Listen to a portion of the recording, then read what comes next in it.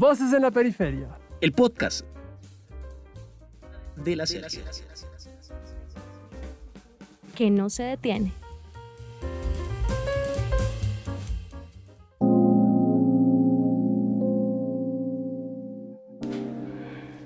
Muy buenos días, buenas tardes, buenas noches. Esto es Voces en la Periferia y hoy tenemos un programa que iniciamos leyendo un fragmento del prefacio del retrato de Dorian Gray del famosísimo y nunca bien ponderado Oscar Wilde.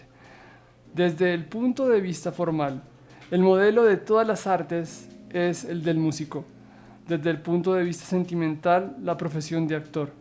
Todo arte es al mismo tiempo superficie y símbolo. Los que buscan bajo la superficie lo hacen a su propio riesgo. El arte refleja realmente al espectador y no a la vida.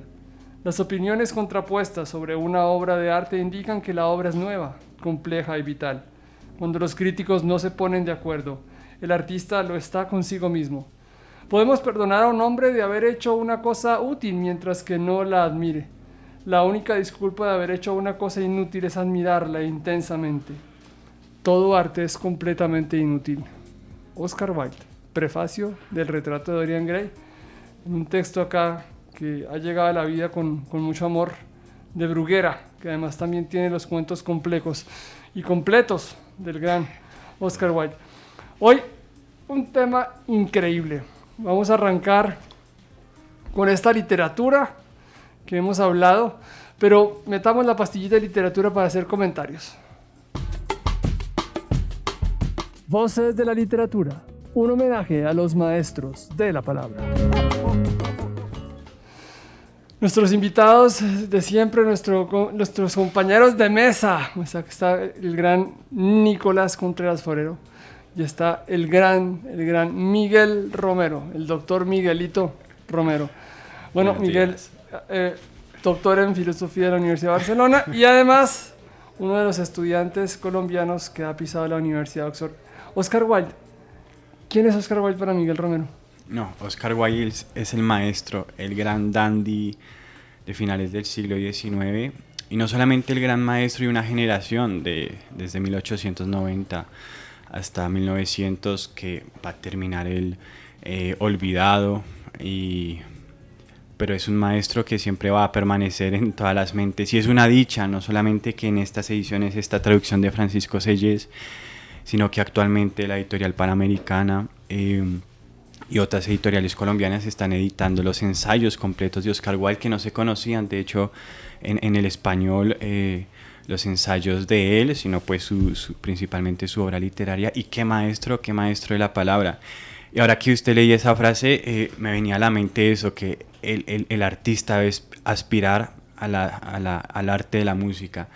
Y es porque precisamente, dice Oscar Wilde, el artista no tiene particulares ideologías morales, pero en un buen sentido, en tanto que la música no muestra una ideología, la música abstracta, sino que muestra sin palabras aquellos sentimientos universales y comunes. Entonces yo creo que eso es lo más rico de Oscar Wilde, el disfrutar su arte y su estética de un modo abstracto, universal, y yo creo que sus palabras son música.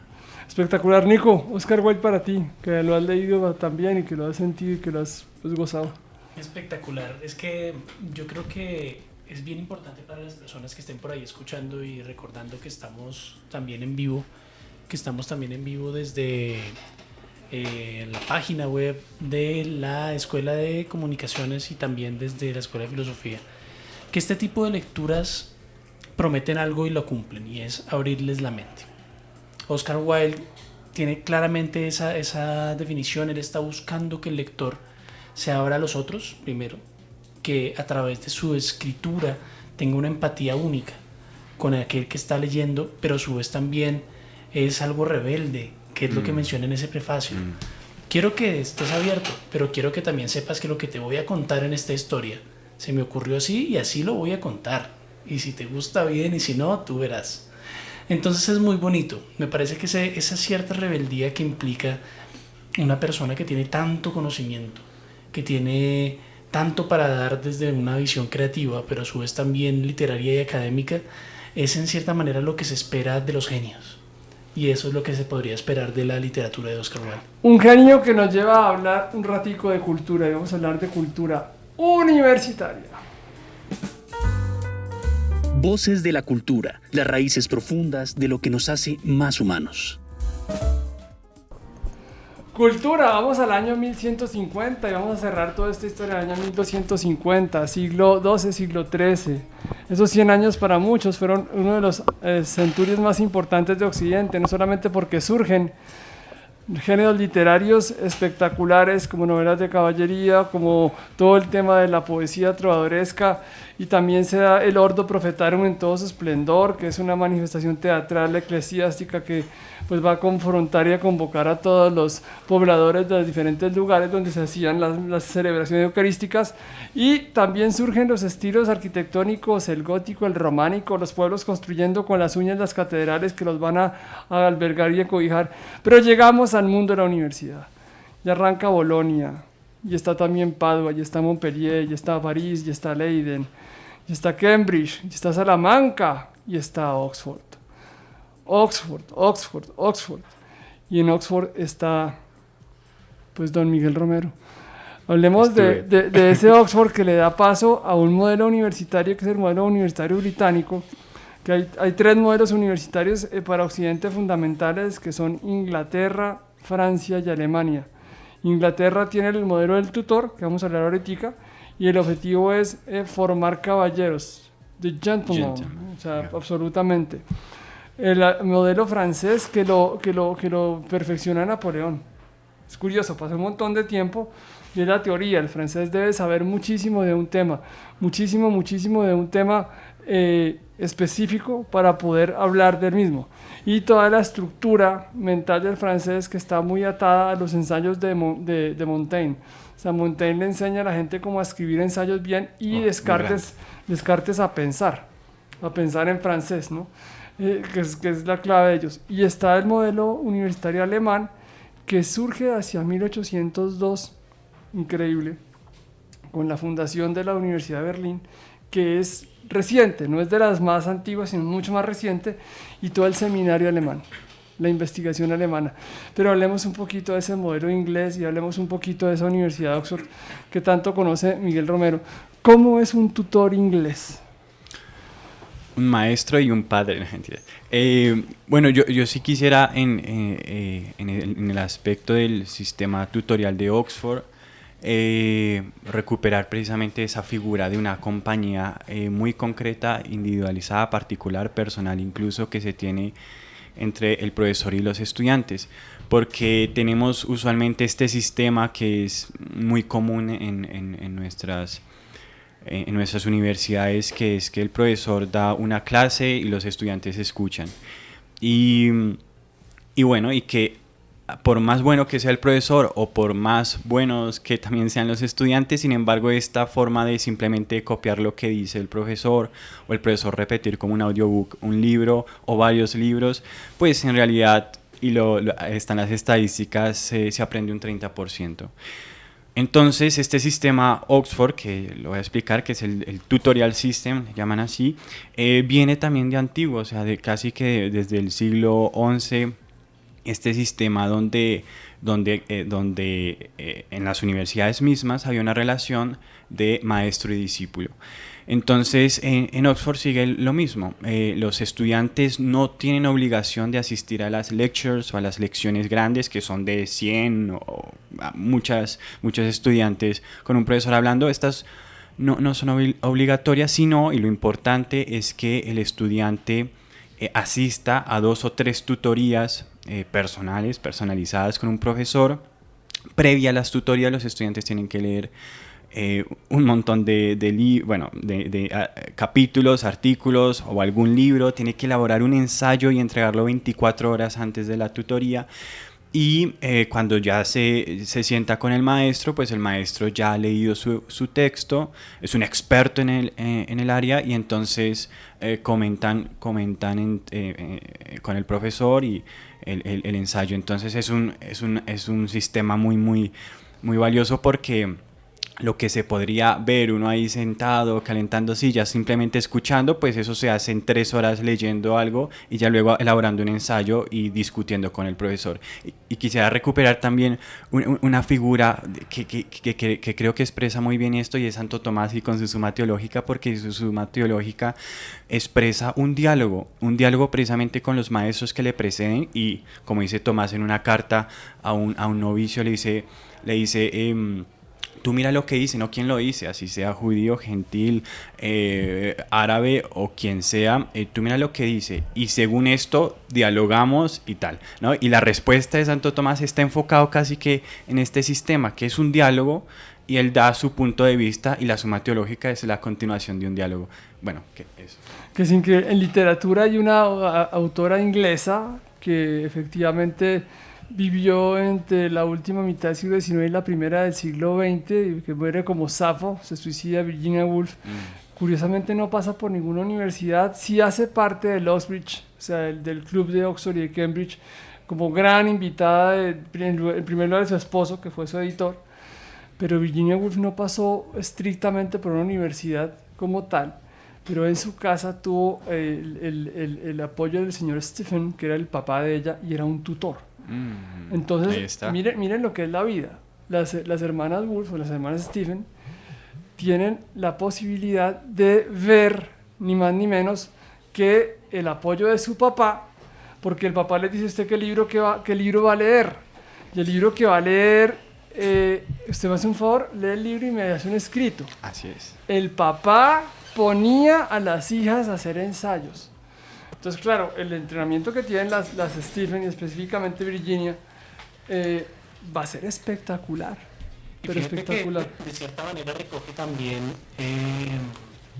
el valor originario de los tutores griegos, porque si bien no funcionaba con el mismo nombre, podemos recordar fácilmente a la manera en que fue tutoreado Alejandro por Aristóteles. Claro. El mismísimo Aristóteles. O sea, ya uno con ese profesor pues es el dueño del mundo fácil. Sí, no, con ese profesor ya uno como que tiene muchas claridades. No, y uno dice un tipo que a los 29 años literalmente es el dueño del mundo, geográficamente hablando. Pues es un tipo que le da clases a uno desde los 16 años, ya 13 años de Aristóteles, ya, chao. Además que las ambiciones cambian. Yo creo que también, claro, precisamente esa división que implica tener o no tener un tutor. Aquellos que tienen un tutor y que tienen esa guía que les ayuda a comprender un poco más el mundo, eventualmente tienen una visión muy distinta. Y eso lo podemos ver, por ejemplo, en la Biblioteca de Alejandría. ¿Qué tipo de persona podría tener en esa época un afán tan grande como para decir: quiero tener el conocimiento del mundo entero? Interesante, porque de alguna forma cuando estamos en un espacio como lo puede ser Oxford o como lo pueden ser otras universidades que tengan el sistema tutorial, buscan eso. ¿Hasta dónde va a llegar? Una ambición sana, claro, de la academia, pero que implique también ese sueño. ¿Hasta dónde va a llegar ese sueño? Yo te quiero acompañar en ese sueño, pero es tu sueño. Exacto. Eso es cierto. Se integra nuestra mesa de trabajo Ashley Vázquez. Ashley, bienvenida. Ashley. Buenos días. Hola, profesores, ¿cómo están? Bueno, qué gusto. Estamos hablando ahorita de universidades, estamos hablando de Oxford y hablamos del modelo tutorial. Hay una cosa, Miguel, que es muy interesante, y es que dijo entre chiste y chanza que era maestro y padre. Y efectivamente voy a traer a colación desde Oxford una anécdota muy particular de un hombre contemporáneo que es Dave Cameron, que fue primer ministro de Inglaterra entre el año 2010 y el 2016. Cuando llega a primer ministro, viene después de 13 años de laborismo, que fue Blair del 97 al 2007 y de 2007 al 2010 que estuvo el señor Gordon Brown. Y los profesores de Cameron le dan la bienvenida. Imagínense, como primer ministro eso nunca había pasado, que los profesores desde Oxford hablan y lo presentan como un hombre muy moderado. Y Cameron fue un primer ministro, pues miren, seguramente en menos de un año va a haber cambio de partido en el gobierno británico. O sea, puede que ahorita llegue un primer ministro pues conservador para reemplazar al actual primer ministro, a Johnson, pero pues seguramente va a venir un laborista, porque allá la democracia sí se mueve muy periódicamente. Pero dijeron: oiga, Oxford, los tutores de Cameron lo presentaron nuestro Dave. Nuestro Dave, y lo conocemos desde que salió del colegio. Y es que hay también, qué pena, Miguel, un segundito, y es que hay mucho de dónde sacar porque vean, 47 premios Nobel, 26 primeros ministros británicos, más de 30 mandatarios extranjeros del mundo que pasaron por Oxford. Eso hay que tenerlo en cuenta. Sí. Y además 50 medallistas olímpicos. Sí. Entonces también hablamos de que tienen una claridad respecto a la formación física, la formación corporal, como el amor hacia el propio cuerpo, adentro también del pensamiento de Oxford. Y es la vinculación británica con el mundo griego y con el mundo romano. Porque como el Imperio Romano, Britania, Hispania, Galia, Germania, que son los países que más adelante van a ser pues, el Reino Unido, Francia, España y Alemania, ¿no? Están vinculados, pero el mundo griego, la pedagogía griega, llegó hasta allá, la paideia, ese librazo, ¿no? Llevar de la mano. Sí, guiar. Entonces... sí, y también recuperar ese deporte, el punting, que es clásico entre Cambridge y Oxford, y que ese es el versus más importante ahí de los universitarios y los deportes ahí entre estas dos universidades, y que es también se junta el punting con los drinks, ¿no? Porque está, por decirlo así, el chofer seleccionado, que es el que rápidamente, ¿qué es punting? Porque no todo el mundo va a estar en la misma línea de qué es el punting. Porque en los drinks sí todo el mundo entiende. El drink sí, eso creo sí que la todos tiene clara. Tenemos claro. Baco, hablábamos la vez pasada de Baco. Sí, hoy no le estamos robando sorbos a la copa de Baco, sino que le estamos mencionando un homenaje a Baco desde el mundo oxforiano. Exacto. No, básicamente es una carrera de balsas ahí, porque comienza precisamente el Támesis en Oxford, y luego ya va creciendo Cambridge, y luego llega a Londres, y ahí ya es más grandecito, y como hay un montón de ríos por esas áreas, entonces es clásico pues una balsa larga, y pues se va remando y compitiendo, y es un clásico. Hay una versión que es mucho más, digámoslo así, veraniega, que es la que el captain que lleva un palo enorme y simplemente va arrastrando la canoa, por decirlo así, con las piedras del fondo del río. Eso no es muy hondo. Y en todo caso, pues es un placer, porque el río, la vegetación y los drinks es una delicia, y la conversación, que eso sí, Oxford se hace a partir del debating club, ¿no? De la conversación y de ir hablando. Entonces eso en el punting es lo mejor, porque es el río del pensamiento, porque van fluyendo así las ideas mientras se navega suavemente. Y fíjese cómo la historia conecta las culturas. En Grecia, después del teatro, la gente siempre iba a tomar, ¿no? A tomar su traguito en las ánforas, iban viendo qué muñequitos o qué dibujitos le salían y comenzaban a hablar alrededor de eso. Y en Inglaterra es mientras uno va botando su remito, y entonces de golpe ahí su lamparacito chiquito, y comienza a hablar la gente muy tranquila. Y tenemos primeros ministros como Churchill, que no perdió la afición a los drinks, incluso en la guerra. Una botella diaria de whisky para combatir a Hitler, se la bajaba completa. Qué fuerte. Pues se levantaba, era una cosa muy linda, porque Churchill, y esto es de Geoffrey Best, uno de sus mejores biógrafos, recibía al gabinete en la cama a las 10 de la mañana, después de que se había acostado a las 3, dormía 7 horas, de 3 de la mañana a 10 de la mañana se despertaba, desayunaba, a las 10 y media estaba el gabinete, él en su cama, sentado, cansado, tenso, ¿no?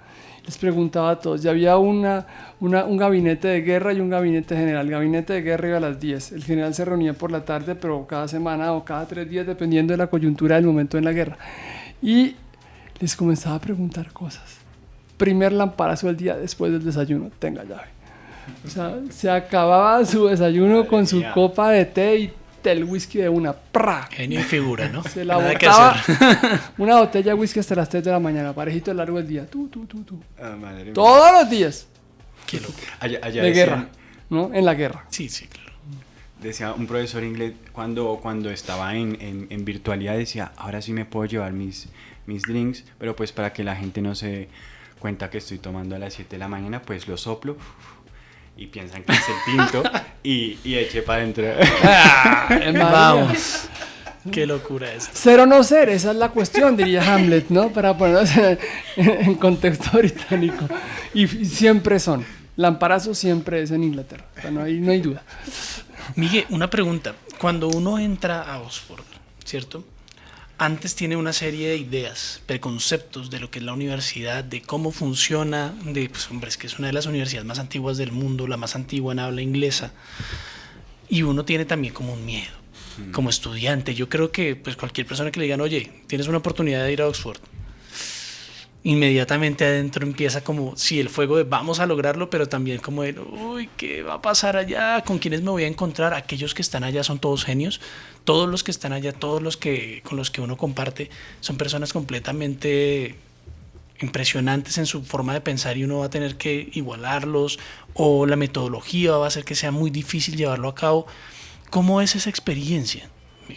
Sí, yo creo que mi experiencia comenzó precisamente con unos estudiantes de Oxford en un congreso en la Pontificia Universidad de Chile, que fueron invitados profesores y estudiantes, y entonces ahí les estuve preguntando un montón de cómo era ese sistema, cómo eran los colleges, si de verdad ya todo el mundo era un genio y todos súper dotados y que era una cosa súper difícil de enfrentar, y ellos, no, realmente muy, muy relajados. Eso sí, o sea, se estudian por pasión, eso sí, o sea, allí quien va es porque quiere estudiar, porque además es el ambiente es propicio, ¿no?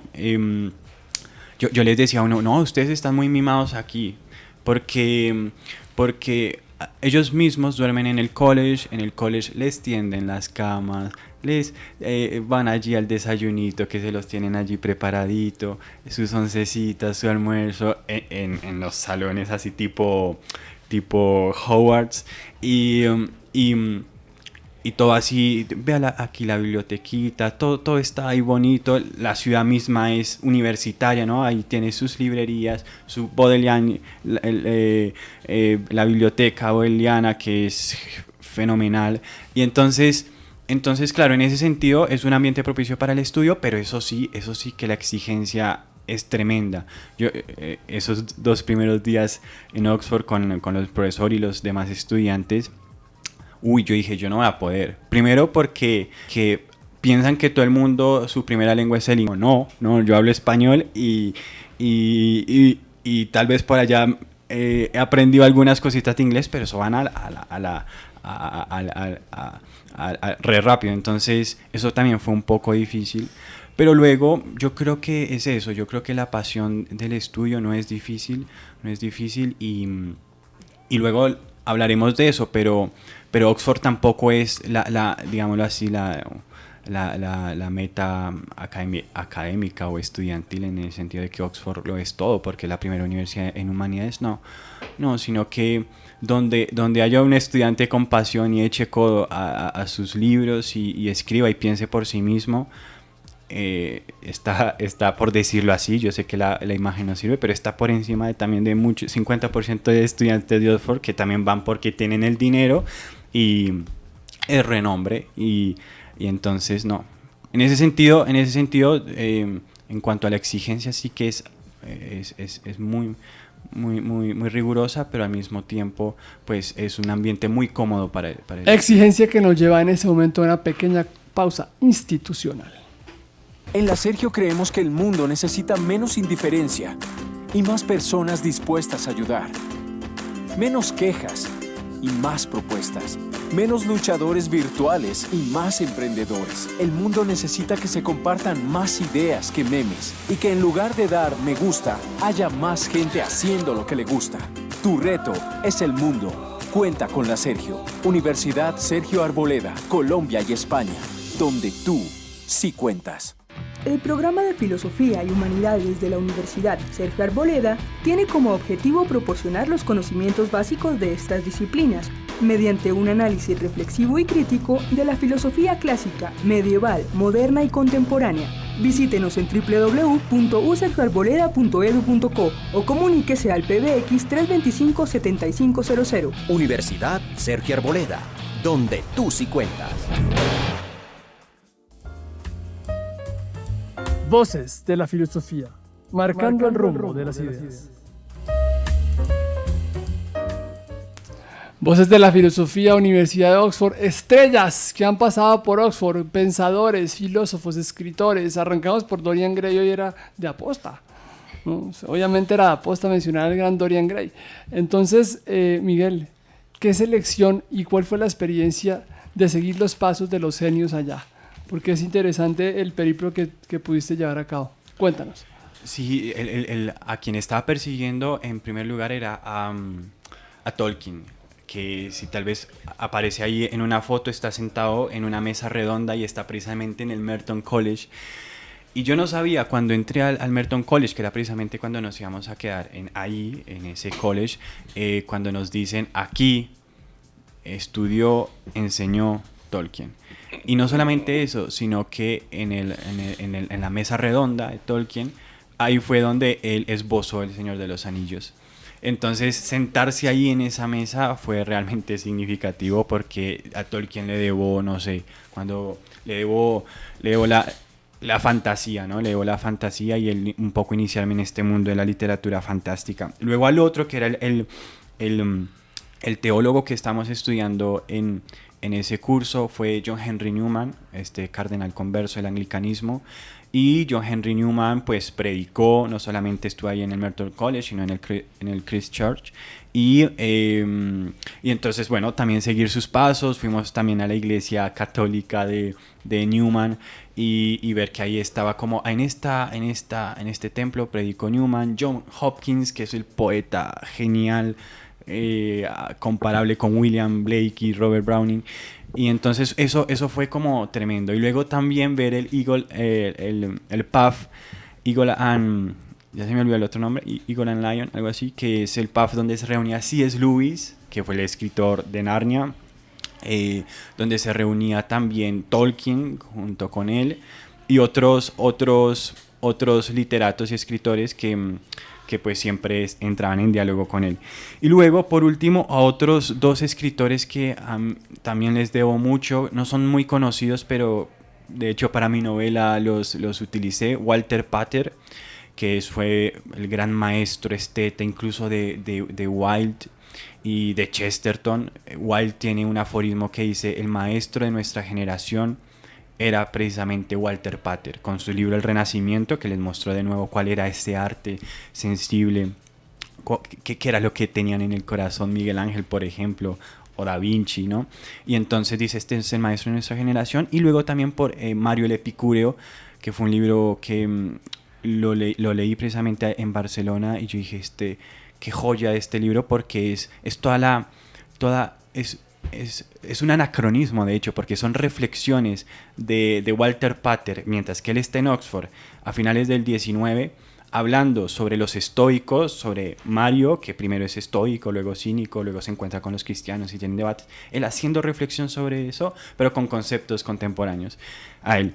Entonces fue como, y si él lo puede hacer, ¿por qué no lo podemos hacer en otra novela? Y por último, el otro escritor es John Ruskin, que fue no solamente un gran arquitecto y poeta, escribió Las Siete Lámparas, que es un libro magnífico para la arquitectura, todo el manejo de la luz y del espacio. Y John Ruskin, visité precisamente la escuela de arte que se llama John Ruskin School of Art, y bueno, ahí entré, y un montón de cuadros de Ruskin y sus ilustraciones. Ruskin tenía una idea muy, no solamente gótica, medieval, de ilustrar los libros y de hacerlos de nuevo con esa tecnología. Le llamaba tecnología, por eso ahorita mencionaba, antes cuando estamos hablando, mencionaba que hay una tecnología del libro que él quería mejorar. No haciendo los ebooks, porque no se podía en ese entonces, sino haciéndolos más bellos, haciéndolos con grabados, con una letra especial, porque decía, esta tecnología nunca va a morir, pero hay que embellecerla, hacerla mejor. Entonces, al seguir estos pasos fue como, de verdad, cada momento yo iba caminando en Oxford y veía algo y me recordaba algo que había leído, visto, y era como ¡guau! Y me emocionaba demasiado. Entonces eso sí fue realmente impresionante. Muy interesante recordar, bueno, antes de recordar, Ashley, ¿qué te parece todo este viaje por Oxford a través de los pasos de los gigantes que han visitado y que han estudiado en esa universidad? Que yo también quisiera vivir su experiencia, profe. La verdad tengo el sueño de intentarlo y es en la Universidad de Salamanca. La he querido ir a visitar desde que pues estaba buscando yo una carrera, tratando de buscar qué lugares ir. Me encontré con la Universidad de Salamanca y vi todo el recorrido, también el humanístico y también todo lo de Unamuno. literatura. Sí. Unamuno tiene ruta en Salamanca. O sea, es espectacular, que fue el rector de rectores, ¿no? Sí, toda la escuela de Salamanca, Francisco Suárez. Oh, Victoria. genial. O sea, Todo está desde bien. que averigüé todo eso quedé enamorada y también pues vivir la experiencia de estar un poquito fuera de mi país, que yo jamás he salido de Colombia. Y pues me daría mucho nervio salir, pero sí quisiera salir, explorar más allá de lo que he vivido y conocido. Tranquila que el nervio se quita. Somos humanos. O sea, la patria humana es el cielo. El resto son Ciudadanos del mundo. estaciones. Así es. Entonces, increíble recordar a Tolkien, y la gente no sabe, por ejemplo, que él fue soldado en la Primera Guerra Mundial y que él fue víctima del gas mostaza y que a partir del gas mostaza surge la idea de los orcos en El Señor de los Anillos, porque cuando él veía el gas mostaza en el campo de batalla y cuando iba sintiendo semejante pues, químico en la cara y en el cuerpo, se sentía dominado por unas fuerzas horribles en términos de que acababan con su Lemons Round, con su burbuja, y era el asco al gas mostaza, que además también perjudicó a Adolfo Hitler. Porque si hay una cosa curiosa es que todos los generales y comandantes de la Segunda Guerra Mundial fueron soldados en la Primera. O sea, Stalin, Hitler, Churchill estuvieron en la Primera Guerra Mundial combatiendo. Entonces a Tolkien le tocó ir y le tocó ver el gas mostaza en las barricadas y los ataques contra los alemanes y ver toda la muerte que permitía semejante elemento químico tan fuerte, tan horrible, y salió en verso Muerte y Fuerte. A él lo movió y de ahí salen los orcos y ese pegaje, ese sentirse pegajoso pero de maldad. Ahí viene la idea de Tolkien de los orcos. Y precisamente esa idea también de un combate, ¿no? Un combate Sí. porque Tolkien y Lewis, por ejemplo, que también participaron en la Primera Guerra Mundial, Chesterton no, porque no solamente por una objeción misma él de conciencia, que luego lo explica en varios de sus libros, sino también porque era demasiado gordo. Sí. Entonces, pero que en realidad este combate real que sucedió ahí, la Primera Guerra Mundial de hecho fue un combate de intelectuales. Hace poco Juan Esteban Constaín escribió un libro que se llama Cartas Abiertas, algo así, y él comenta la mano de intelectuales con fusiles dándose palo y echándose bala, y que hubo un momento de tregua, que también lo comenta ahí, hubo un momento de tregua un diciembre de Navidad, donde jugaron fútbol, se repartieron cigarrillos y escucharon, hay varios relatos, escucharon ellos una misma campanada, ¿no? Y entonces la Primera Mundial es significativa luego para esa literatura de posguerra que va a influir demasiado en estos pensadores de Oxford, precisamente porque Chesterton, quisiera contar esta anécdota. Chesterton fue en 1914 a Oxford y dio una conferencia en Oxford, y Oxford le encantó toda esta juventud entusiasmada de Oxford, y le dolió tantísimo cuando salió de la conferencia al ver a los muchachos, a todo el mundo, y a los profesores vestirse de soldados, coger sus maletas e ir a la estación de tren para ir a Francia. Y entonces Chesterton le conmovió, le dolió tanto, o sea, como estas grandes mentes estuvieron hablando toda la noche y toda la madrugada, ya porque en la mañana tenían que salir a coger el tren. Chesterton llegó a su casa y de la tristeza, o sea, de la tristeza impresionante, de la absurdidad de la guerra. Una paradoja, ¿no? Sí, se lanzó en su cama y la partió y se quedó un año en la inconsciencia pura, hasta 1915. Su hermano fue a la guerra y murió, además. Y acabo de leer un libro que se llama Chesterton, una crítica, escrito por su mismo hermano. Y la escribió unos años antes de morir, de morir en la guerra. Y es muy significativo porque era no solamente un genio su hermano, sino que era prometedor, o sea, prometedor, y iba a ser tal vez un poco más grande que su propio hermano porque escribe de una manera periodista. Su esposa Ada Jones era periodista, ella fue la que comenzó todo este periodismo del disfraz, ¿no? De volverse...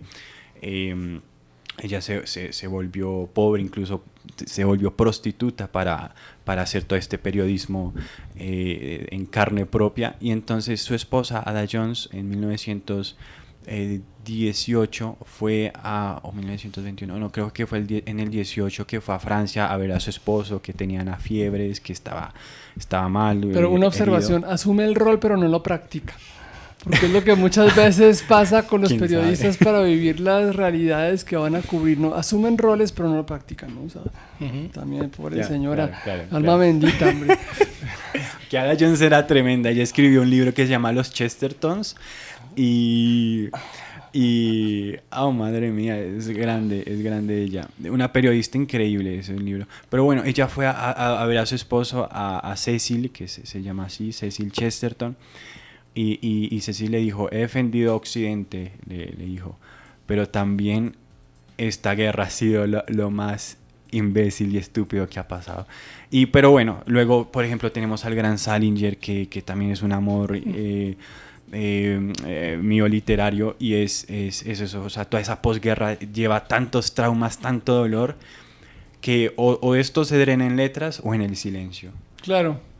Además que también, recordando, me pareció muy bonito que trajeras a colación ese Christmas Trust que sucedió durante la Primera Guerra Mundial, en donde pararon por un momento allí en esos huecos cavados en la tierra, en esas trincheras, sí, porque realmente ellos seguían siendo seres humanos, sí, seguían siendo personas y seguían teniendo una conciencia de un bien superior, de un bien mayor. Hay una canción que les quería recomendar, por eso lo volví a traer a colación, y es una canción de un grupo sueco de power metal que se llama Sabaton, y se llama precisamente así, Christmas Trust, y hace una narración adentro de la canción de todo lo que sucedió allí, y es espectacular. Claro, para aquellos que pronto sean cercanos al metal y les guste un poco la música un tanto pesada, ahí la van a encontrar y se lo van a... La guerra siempre será la fiesta de los demonios, y la paz, la oportunidad de los talentos. Sí. Eso es una cosa bien particular, que los demonios viven en fiesta con una frecuencia inusitada. Abrazo para la gente de Ucrania, desde Voces en la Periferia.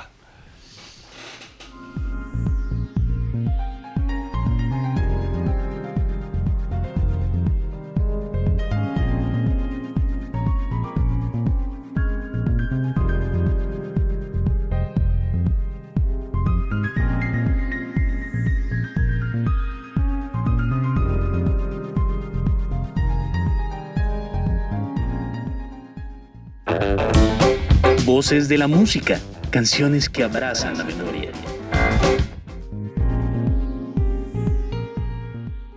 Bueno, música. Estamos en Inglaterra, imposible no acordarnos de un alemán que se volvió inglés. Georg Friedrich Händel. Händel, música del agua que celebra el ser británico, que nos lleva de golpe a pensar en esas primeras fiestas que se hicieron en el reinado de Enrique VIII, de la reina Isabel I en Greenwich, y que son todos los juegos pirotécnicos mientras las embarcaciones van atravesando bellísimamente los recorridos que estaban dispuestos para ese tipo de ocasiones, que son carnavales, festivales. Händel, una historia de Händel particular, cuando escribió el Mesías, es increíble, quedó privado durante una semana. Llamaron al médico y llega el médico a la casa de Händel y... El éxtasis de la belleza. Tal cual. Pero Händel era un poco como Chesterton, era un tipo grandotote y pesado, y se cayó en la cama, ¡boom! Y sonó en el primer piso el impacto de la caída de Händel, y es alemán, un alemán. Ese fue el terremoto de Portugal. Tal cual. se sintió hasta Japón, incluso, no, mentiras. El caso es que llega el médico y lo ve, y Händel se paró y comenzó a interpretar en el piano la música del médico. No está enfermo. Ya entendí. ¿Y qué entendió el médico? Que había tenido un encuentro, era como con las divinidades, con las musas máximas griegas, pero él, y denle de comer. Fue lo único que dijo, denle algo de comer a este hombre y yo me voy, chao. Ay, si quiere tomar algo, que también puede tomar algo.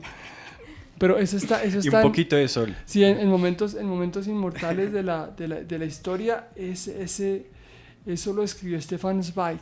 Ese librito lo escribió. Increíble biografías. Sí, muy lindo, pero es un librito que son como joyas estelares de la historia. Sí. Y chiquitico, es un opúsculo muy bello. Pero Händel, ¿no? Pesa mucho Händel en Inglaterra. Sí. Y también resaltar en Oxford está toda esta herencia clásica.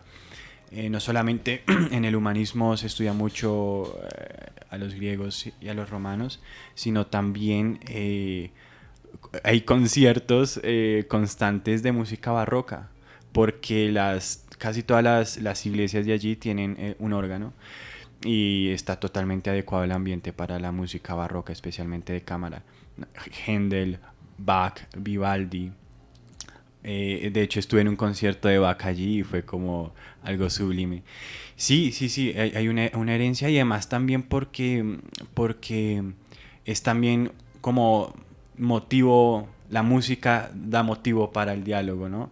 Y entonces tal vez en Oxford se siente eso mucho más, ¿no? Porque es un ambiente que, ya que en cada esquina hay un órgano, y con tener algunos violines y una viola y un contrabajo, entonces se puede hacer música, pues eso también da motivo para que se interprete tal música, se escuche y se dialogue sobre eso. Esa es la excusa, el diálogo, el debating club. A todas horas conversar, dialogar y ser griegos. Porque es que Oxford en el fondo es una especie de diálogos de Platón, pero en vivo, con audio. Todo el mundo está opinando y todo el mundo está recreando a Platón. Y eso es algo que sería bueno que cayéramos en la cuenta, porque normalmente no se hablan tontadas en Oxford, nunca. En Oxford, también, no, pues decir, sí, mejor dicho, en el momento de los drinks profundos arrancan las tontadas, sí, pero mientras los drinks no son muy profundos, la gente comienza a debatir y argumentar permanentemente, que es lo lindo. Eso creo que es lo bello. Sí. Entonces esto fue Voces en la Periferia, hoy, ayer, mañana y siempre. Muchas gracias a Miguel Romero, al doctor Miguelito, que lo pueden buscar. Próximamente sale su novela Julia Florida, por favor no se olviden en comprarla. Gran texto que vamos a tener el placer de compartir en unos próximos días. Ashley Vázquez, mil gracias, como siempre.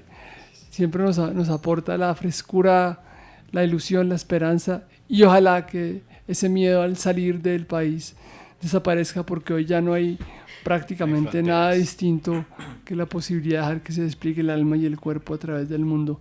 Esto fue Voz en la Periferia, soy Francisco Tamayo Collins y los esperamos en una nueva emisión.